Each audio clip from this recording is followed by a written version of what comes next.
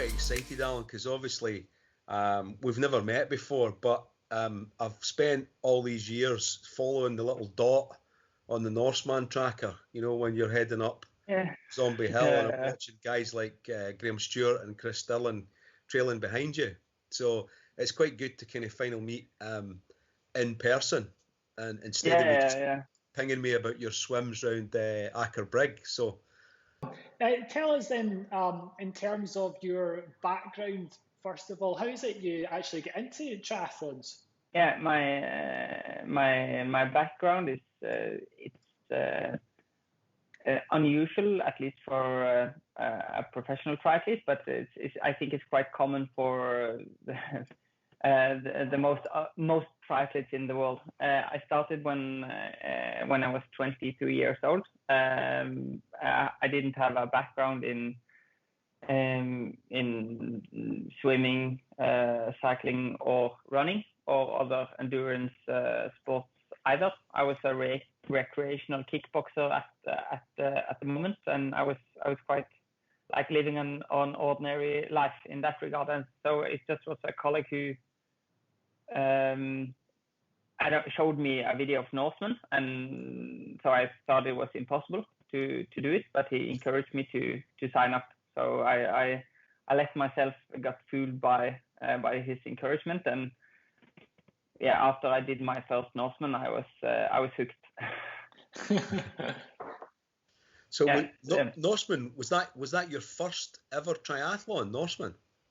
No, it wasn't my first. I signed up for Norseman as my first triathlon, but I understood that if you're going to do Norseman, then you should probably try another triathlon before. So I did a sprint triathlon maybe 3 months before Norseman, and then I did a half distance in Norway maybe 6 weeks before or something like that. So okay. Yeah, it was. Yeah, I wasn't trained for the task at all, but we got by. I finished in 14 hours and was three hours behind the winner. But I was really stoked about that result.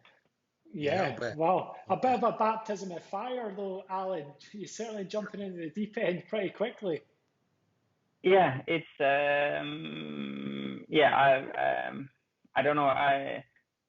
I'm pretty stupid and ignorant in regards of what it means, and that's probably what's the truth, because I didn't understand how hard it would be, and it's maybe that was a good thing with that event. You didn't quite understand how difficult it would be. Yeah, definitely. It's definitely some positive things about not completely understanding how hard things is going to be. Yeah.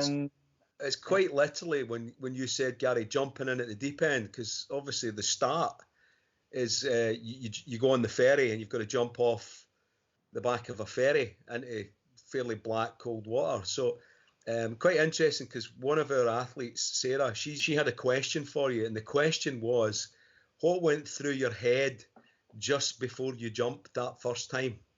Honestly nervous, and I didn't. Yeah, I'm since I'm doing Norseman every year, it's like jumping into the water and going to the finish line and treading water there for about 5 minutes before the start. Like the 10 minutes there, the worst 10 minutes of my year, to be honest. But it isn't. I don't find it very pleasant, but I have learned to cope with it in terms of getting enough clothing, and I take my goggles off and put them in the swim cap and hold them when I jump, because 1 year I had my gasket get loose when I jumped into water, so I had to swim with one glass filled with water. So that wasn't tip. That wasn't that nice, but so how many years is that you've been at Norseman then? yeah, I did my first Norseman in 2009, and then I wasn't able to get a slot before I got an elite seeding in 2013. So yeah, but otherwise I've been to it every year, so I've done it 8 times. And like many of the athletes that we look after who have jobs and they have family commitments, how is it you became such a successful athlete with balancing all of those other attributes? I work as a process technician on an oil rig where I'm located on the rig at this moment, and I worked full time until 2016. So I was doing the juggling with work and family, and then I got a kid, my first child, in 2015. So it's I think how professional athletes are what they are doing to perform. It's a lot of things they are doing that normal people cannot and should not be doing. Like if you have the whole day just to train and eat and sleep, then to get fit is quite easy. It's like I'm not saying to become a world-class athlete it's easy, but it's when you got these restrictions, then you have to work smarter and not harder. And to see the overall picture is like the main thing, and doing the basic things right. So like having a good training plan. And I did understand early in my career, or right away, that I didn't have the necessary knowledge about training to make that effective. So I hired a coach from right away when I signed up for Norseman, and yeah, that really helped me to build things gradually. Because when you start and you get eager, then you would like to just increase. You can just increase the load and the mileage every week, and you can do that until you get injured. So yeah, to have a sound training plan is really important, and you can get a lot of things done without using a lot of time. If you're going to do an Ironman and have a good race, then you need some time on the bike. But then again, you need probably less than you think you need. And when I'm here at the oil rig, I work for 12.5 hours each day, but still can carve out 2 or 3 hours of training every day. But it takes planning. But so and yeah, having like the whole big picture thing in mind is also really important with the nutrition and sleep. Yeah, sure. So it sounds there a lot of preparation and the time that you have, really utilising that time, Allan, and just making sure, I guess, every session that you're doing, you're setting yourself a goal for that workout. There's no junk in there. There's no fluff. Everything is, got its purpose. And we also heard a rumor as well. Did you do an Everest on the rigs, an Everest run? Yeah. Tell us about that. Yeah, it's that's another like COVID challenge. It's like in the lack of races, you need to find other things to do, and it was everything has been a big thing this year, but mostly on the bike. But I've been working on this same oil rig for 16 years. Wow! I started when I was 18, and it's a big like process facility which stands on 3 huge concrete legs, and one of the concrete legs, you can actually walk down, or it has stairs, and you can take the elevator down. You can take all the down to the bottom of the ocean, which is 160 meters below sea level. But we have this one stretch where the one elevator from the top to the bottom is 118 meters. So if I just walked up that 118 meters of elevation 75 times, then I would reach the height meters of Mount Everest. A couple of athletes who are currently on rigs, and for a few in the past have been on rigs. So not the Everesting session, but what would you say your favourite session would be while you're offshore? What's the best bang for your buck when you're off land?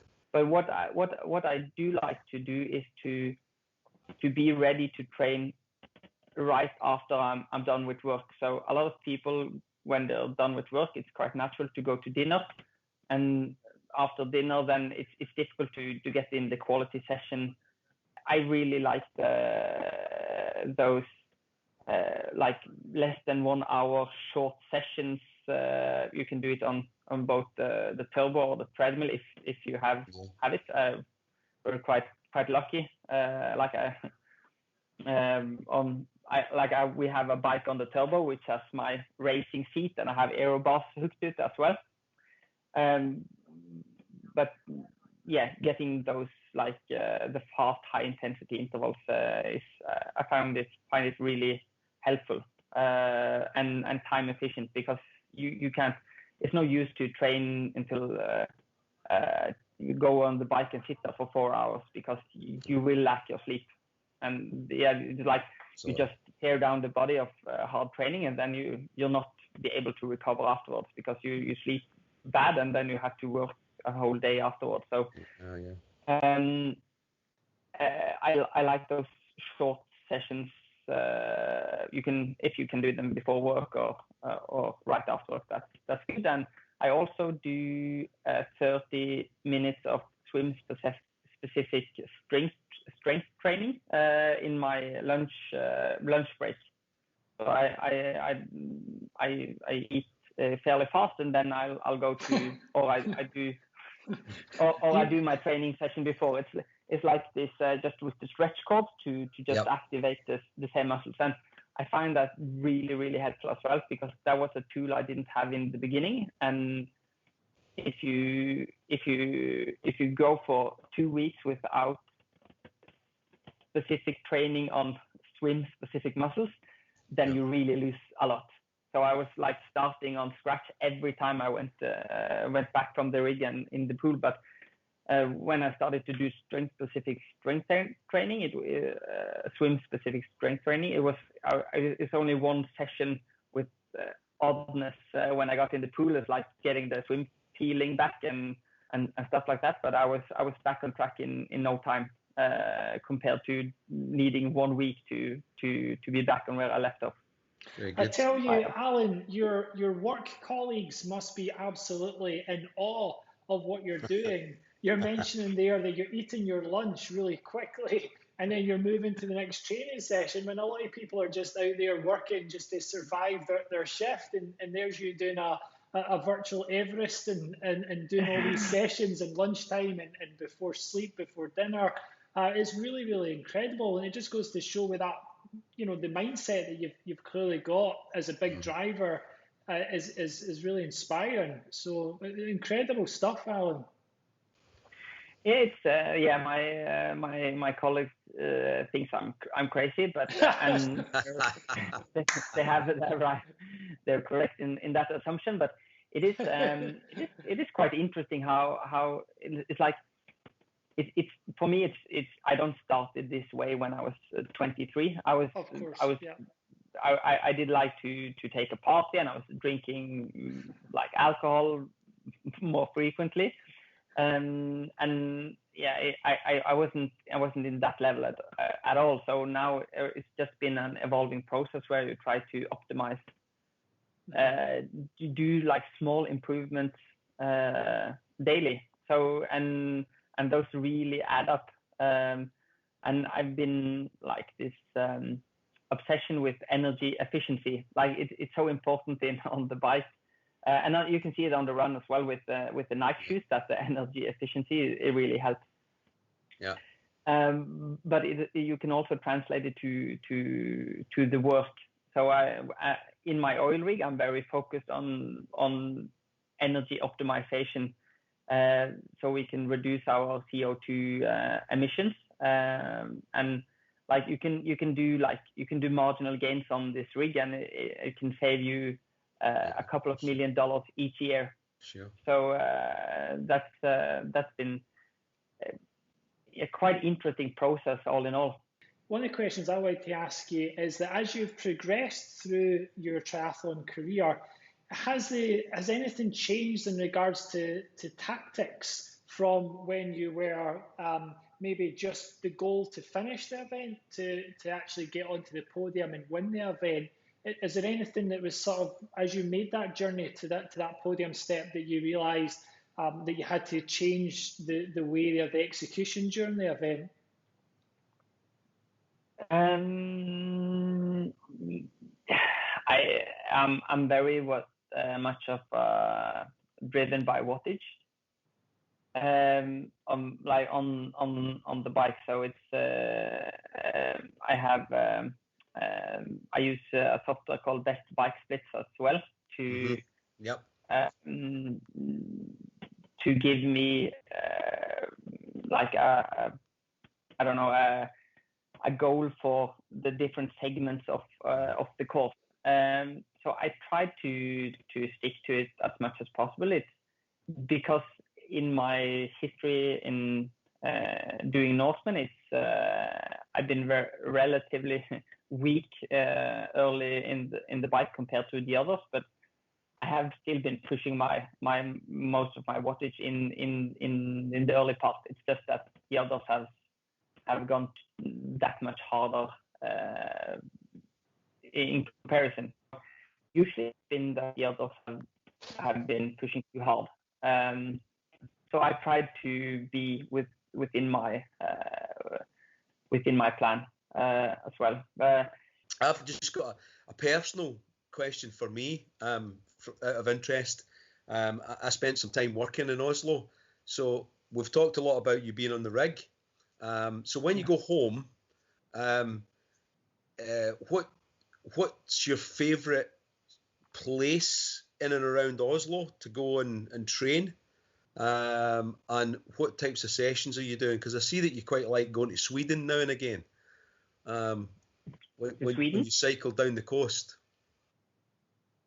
It's when I lived in the center of Oslo, so right next to the Oslo Central Station. Okay. And it's a newly built area. Before it was just a highway, but now they made it quite nice, and it's a really good place for training. So when I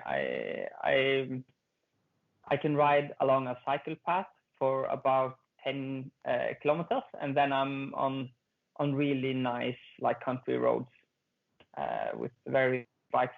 That's really, really, really, really good. It's like I lived a half year in Southampton, in Southampton, so I was riding in New Forest. So it's like the calm New Forest roads.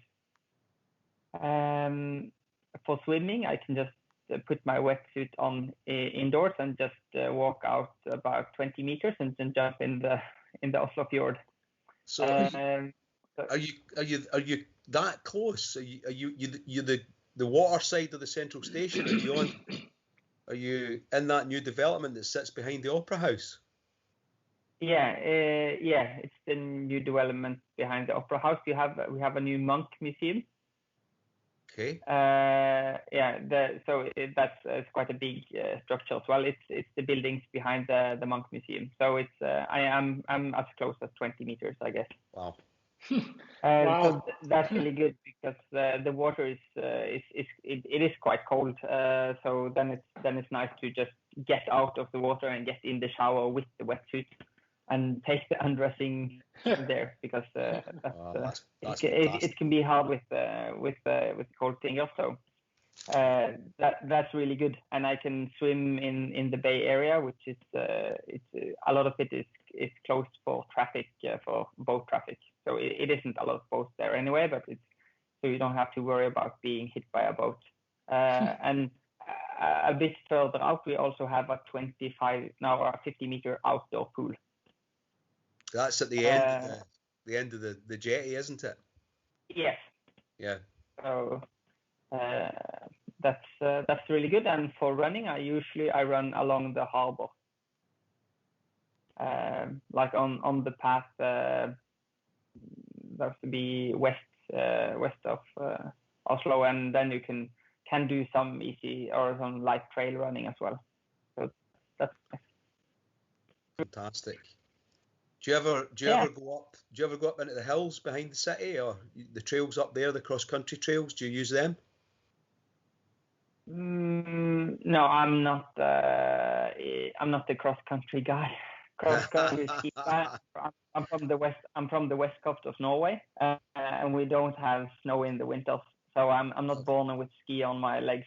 So if I go cross country skiing, then I get passed by 55-year-old women on cross country skiing if they have good technique.